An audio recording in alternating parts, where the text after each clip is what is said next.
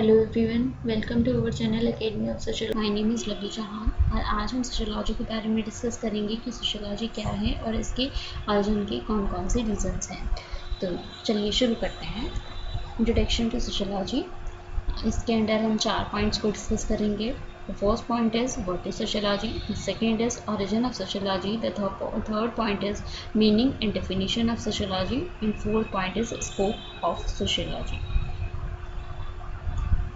First point is what is sociology. समाजशास्त्र क्या है? यह प्रश्न वर्तमान सामाजिक विचारकों के लिए बहुत महत्वपूर्ण है। हम सदियों से समाज में और विभिन्न समूहों में रहते चले आए हैं।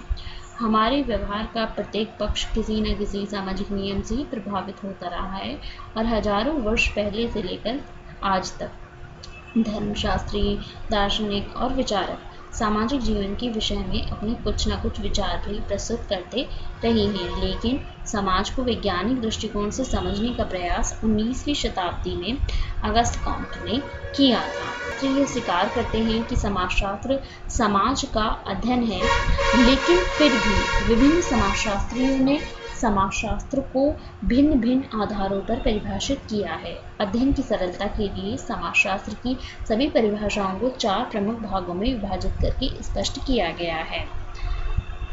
The first is sociology is the study of society, मतलब समाजशास्त्र समाज का अध्ययन है। The second point is sociology is the study of social relations, मतलब समाजशास्त्र सामाजिक संबंधों का अध्ययन है। The third point is sociology is the study of interaction, मतलब समाजशास्त्र सामाजिक अंतर्क्रियाओं का अध्ययन है। और sociology fourth point is sociology is the study of groups, यानी कि समाजशास्त्र जो है एक समूह का अध्ययन है।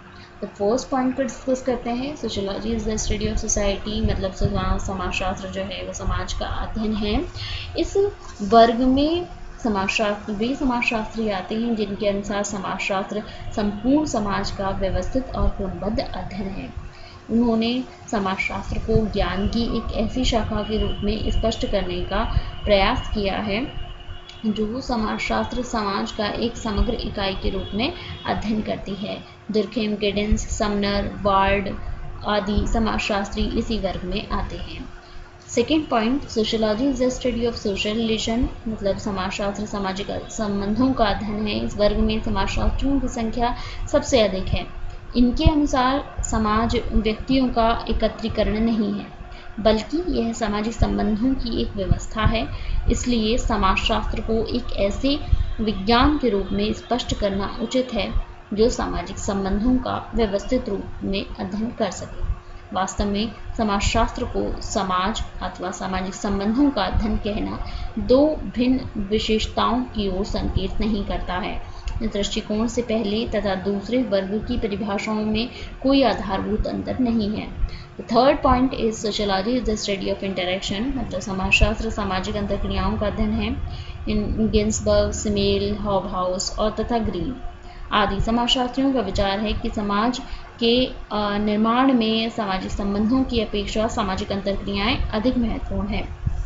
सामाजिक संबंध तो संख्या में इतने अधिक हैं कि उनका व्यवस्थित अध्ययन करना भी कठिन है। ऐसी स्थिति में यदि हम समाजशास्त्र को केवल सामाजिक अंतर्क्रियाओं का अध्ययन कहकर परिभाषित करें तो इसकी प्रकृति को अधिक स्पष्ट रूप से समझा जा सकता है। फोर्थ पॉइंट है sociology is the study of groups, मतलब समाजशास्त्र समूह का अध्ययन है। हेनरी जॉनसन एक समाजशास्त्री हैं। उनके अनुसार समाजशास्त्र सामाजिक समूहों का अध्ययन है। इनकी धारणा बहुत विवादपूर्ण है, इसलिए समाजशास्त्र को सामाजिक समूहों के वैज्ञानिक अध्ययन के रूप में परिभाषित किया जाना चाहिए। इस दृष्टिकोण से समाजशास्त्र को समूहों के ढांचे, संगठन, इन्हीं बनाने वाली और इनमें परिवर्तन लाने वाली प्रक्रियाओं और समूह के पारस्परिक संबंधों का अध्ययन कहकर परिभाषित किया जा सकता। नेक्स्ट पॉइंट पर आते हैं, ओरिजिन ऑफ सोशियोलॉजी। समाजशास्त्र की उत्पत्ति कैसे हुई? मॉरिस गिन्सबर्ग ने लिखा है कि मोटे तौर पर कहा जा सकता है कि समाजशास्त्र की उत्पत्ति राजनीतिक दर्शन इतिहास विकास के प्राणीशास्त्रीय सिद्धांतों तथा सुधार के लिए होने वाले उन सभी सामाजिक और राजनीतिक आंदोलनों पर आधारित है जिन्होंने सामाजिक दशाओं का सर्वेक्षण करना आवश्यक समझा। वास्तविकता यह है कि समाजशास्त्र का व्यवहारिक रूप उतना ही प्राचीन है जितना कि स्वयं समाज का। इसके बाद भी आज हम जिस दृष्टिकोण के आधार पर समाजशास्त्र को समझने और विकसित करने का प्रयत्न करते हैं उसकी उत्पत्ति का इतिहास अधिक प्राचीन नहीं है। अन्य सामाजिक विज्ञानों जैसे अर्थशास्त्र, राजनीति शास्त्र, मनोविज्ञान, सामाजिक मानवशास्त्र, दर्शनशास्त्र तथा इतिहास की तुलना में समाजशास्त्र सबसे बाद में विकसित होने वाला विज्ञान है। संसार के विभिन्न समाज एक लंबे समय तक बहुत से धार्मिक विश्वासों और सामंतवादी राजनीतिक व्यवस्थाओं से प्रभावित होने के कारण अपरिवर्तनशील बने रहे। परंपरागत व्यवस्थाओं और विश्वासों के कारण सामाजिक संरचना तथा सामाजिक संबंधों के अध्ययन के लिए किसी नए सामाजिक विज्ञान की आवश्यकता भी महसूस नहीं की गई। एक लंबे समय अंतराल के बाद 15वीं शताब्दी से कुछ ऐसी घटनाएं घटित होना प्रारंभ हुई जिनके प्रभाव से पश्चिम में समाज की राजनीति, आर्थिक और सामाजिक दशाओं में तेजी से परिवर्तन होने लगा। इन घटनाओं में 3 घटनाएं सबसे अधिक महत्वपूर्ण हैं जिन्हें हम पुनर्जागरण यानी कि रेनेसांस, फ्रांस की क्रांति, फ्रेंच रेवोल्यूशन तथा इंग्लैंड की औद्योगिक क्रांति, इंडस्ट्रियल रेवोल्यूशन ऑफ इंग्लैंड के नाम से जानते हैं। रेनेसांस यानी कि पुनर्जागरण का अर्थ है फिर से जागना। व्यवहारिक रूप से जब कोई समाज अपने अधिकारों के लिए जागरूक बनने लगता है तब हम उसे पुनर्जागरण की दशा कहते हैं। यूरोप में पुनर्जागरण 15वीं शताब्दी में इटली से आरंभ हुआ। यूरोप में जब राजनीतिक अस्थिरता और जनसाधारण के शोषण में बहुत वृद्धि होने लगी तो यूरोप के बहुत से विद्वान इटली में जाकर रहने लगे। यूनानी, लैटिन और फ्रेंच साहित्य का एक बड़ा हिस्सा भी इटली में पहुंच गया। फलस्वरूप इटली में धर्म, दर्शन, सामाजिक संरचना और व्यक्ति के अधिकारों पर नए दृष्टिकोण से विचार किया जाने लगा। नए चिंतन के प्रभाव में जर्मनी के अनेक लेखकों ने पोप और पादरियों द्वारा किए जाने वाले धार्मिक शोषण के विरुद्ध आवाज उठाना शुरू कर दिया।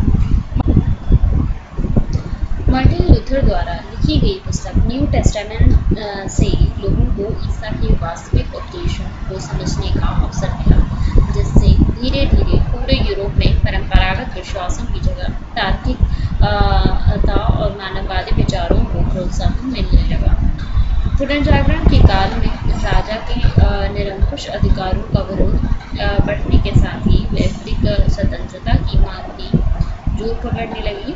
इसके प्रभाव से उन परंपरागत सामाजिक और धार्मिक व्यवस्थाओं में विरोध बढ़ने लगा जो वैयक्तिक स्वतंत्रता में बाधक थी। इस समय हॉब्स, लूको और ह्यूम, कांत जैसे विद्वानों ने सामाजिक संबंधों और सामाजिक घटनाओं से संबंधित नियमों की विवेचना भी प्राकृतिक नियमों के समान करना आरंभ कर दी। इस प्रकार पुनर्जागरण के काल से समाज को एक नए दृष्टिकोण से समझने का आधार तैयार होने लगा। नेक्स्ट आता है फ्रेंच रेवोल्यूशन यानी कि फ्रांस की क्रांति।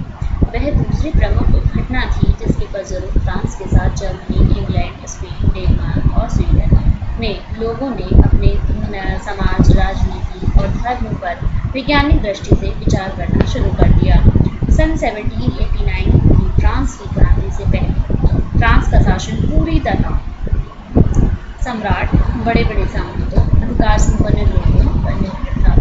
समाज के मध्यम और निम्न वर्ग को किसी तरह के अधिकार नहीं थे। उच्च वर्ग द्वारा मजदूरों से रोजगार लेना एक मामूली बात थी। सामाजिक असमानताएं बहुत अधिक थीं। भ्रष्टाचार के कारण सामाजिक व्यवस्था पूरी तरह खोखली हो चुकी थी और चर्च और सम्राट के अधिकारों के वैभव और व्यवहार के विरुद्ध कोई भी व्यक्ति कुछ कहने का साहस नहीं करता था। पुनर्जागरण के प्रभाव से फ्रांस की सामान्य जनता में जब चेतना पैदा हुई तो उसने देश की तत्कालीन राजनीतिक, धार्मिक और सामाजिक व्यवस्था का विरोध शुरू किया। पहले इस समाज को समाज में जो है ऐसे नेपोलियन और का शासन था।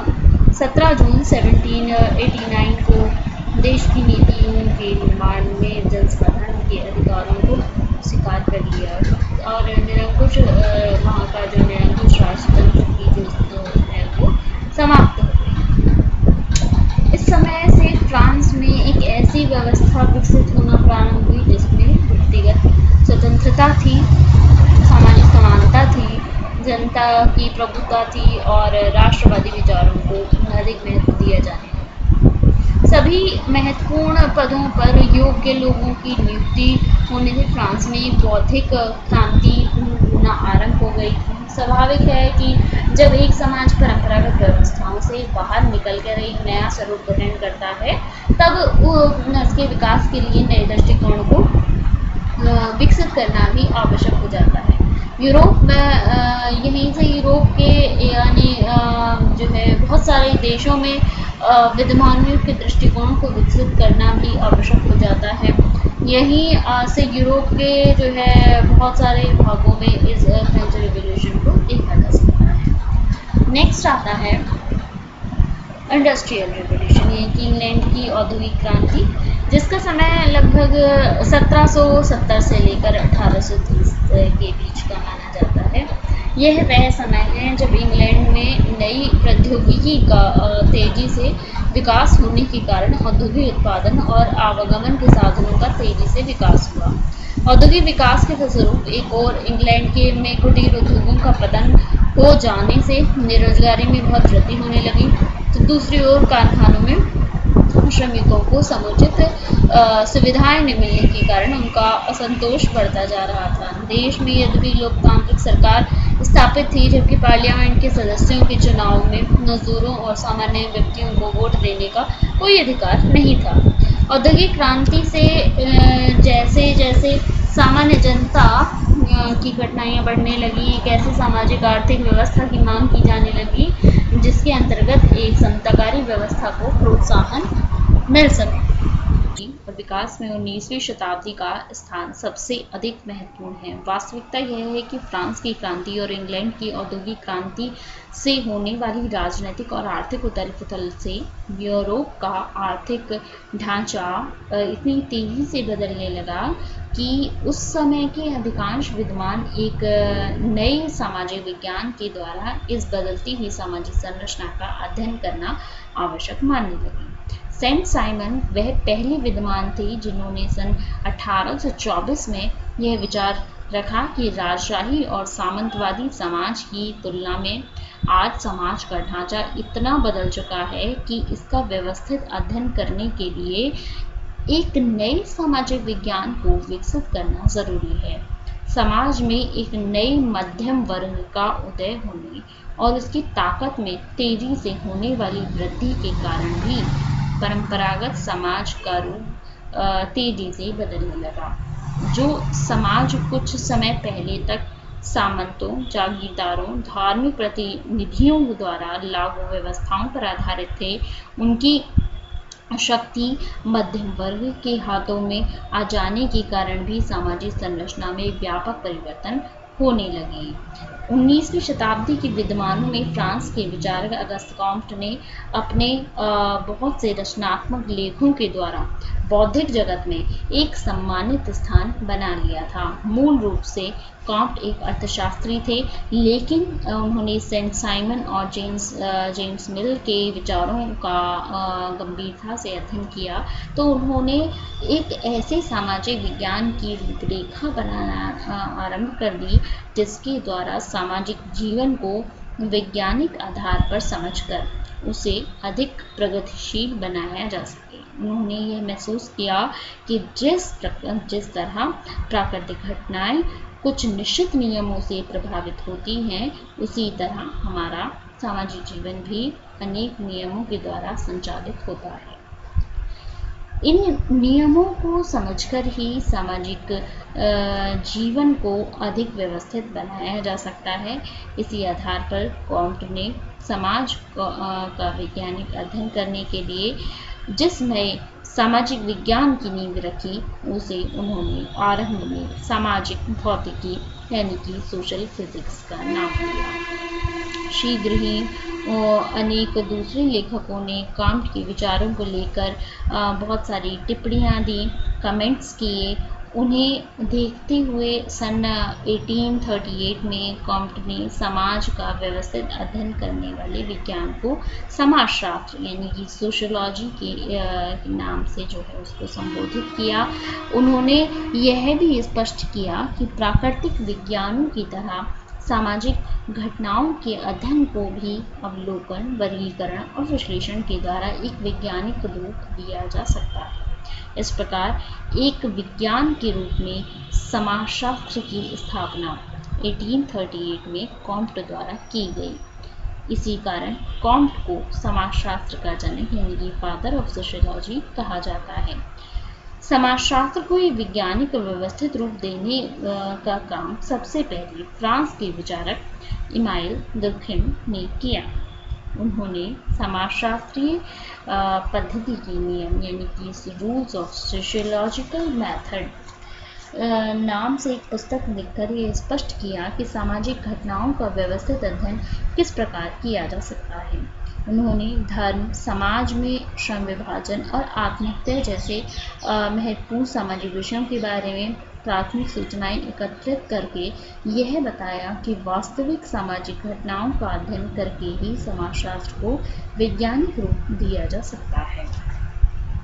नेक्स्ट पॉइंट पे आते हैं, meaning and definition of sociology. शाब्दिक रूप से जो सोशियोलॉजी वर्ड है वो दो वर्ड से मिलकर बना होता है। कौन कौन से वर्ड्स? एक तो सोशियस जो कि लैटिन भाषा से लिया गया है, दूसरा वर्ड है लोगस जो कि ग्रीक भाषा से लिया गया है। तो इसका अर्थ क्या हुआ? सोशियस का अर्थ जो होता है वो होता है समाज, और लोगस का अर्थ ग्रीक भाषा में जो होता है वो होता है शास्त्र। मतलब सोशियोलॉजी का जो अर्थ हुआ वो हुआ समाज का विज्ञान।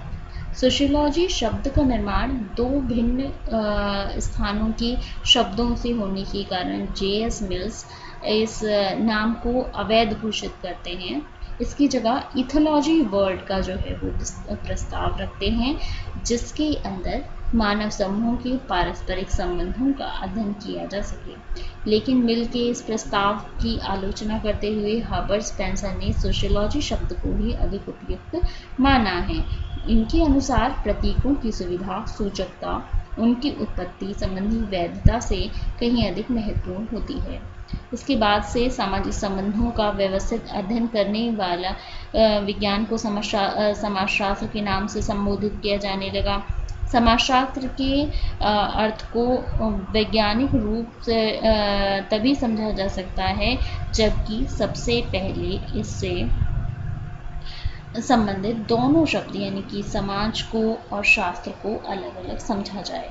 तो हम सबसे पहले समाज को समझते हैं कि समाज क्या है। समाज व्यक्तियों का समूह नहीं होकर इससे बिल्कुल भिन्न है।